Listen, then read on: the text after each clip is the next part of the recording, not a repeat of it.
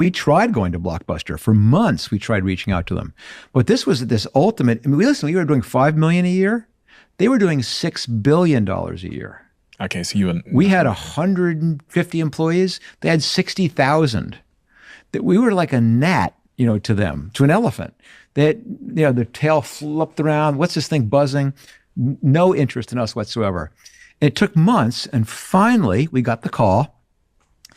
And as luck would have it, we got the call. We were at a corporate retreat at a place called the Alisal Ranch. There's a city called Santa Barbara on the coast of California, pretty rural. Alisal Ranch is way back in the mountains. It's a dude ranch, horses.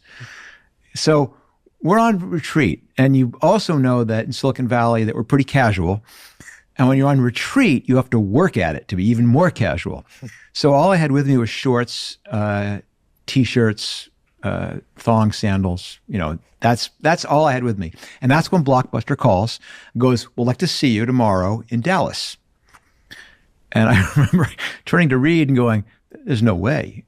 We can't fly nonstop out of Santa Barbara. The time zones are different. We can't possibly get to Dallas by tomorrow." And so we did the prudent thing you do when you're $50 million in the hole, and we chartered a corporate jet, a rounding error, I think they call that.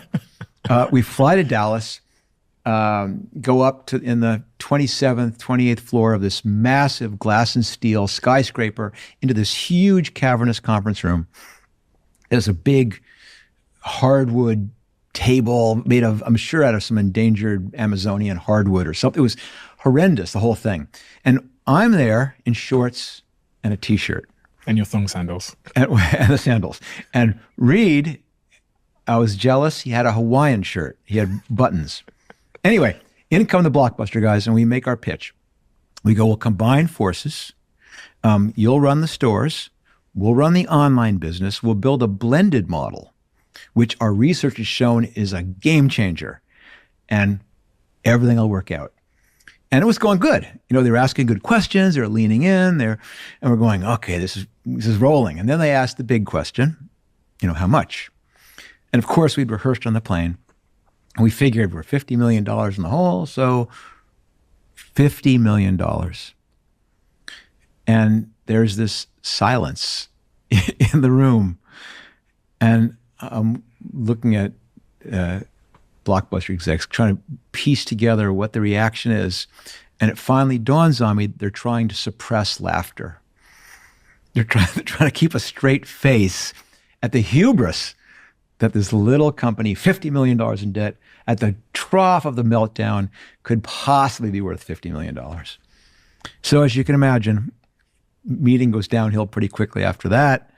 Long, quiet ride in the cab back to the airport, even quieter ride on the jet back to Santa Barbara. And I so profoundly remember sitting there on the plane, just my head down, like not talking, just thinking, I was so confident that if we just got the meeting, that this blended model was so self-evidently great that they'd save us. But now they weren't going to save us. They were going to compete with us. And we were in trouble. Did they make you an offer? No. They just rejected the $50 million offer. And, my dad, one of the things he sometimes would say to me is like, when I was struggling with some particularly nasty problem and came to him for the solution, he'd go, sometimes the only way out is through. That you got to take these problems and just go right at them. There's no way around. And this was such a classic case of that. There was no easy way out of this.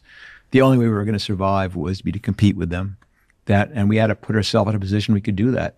When we laid people off, we dropped entire lines of adjunct little businesses, completely focused it in and survived. And eventually,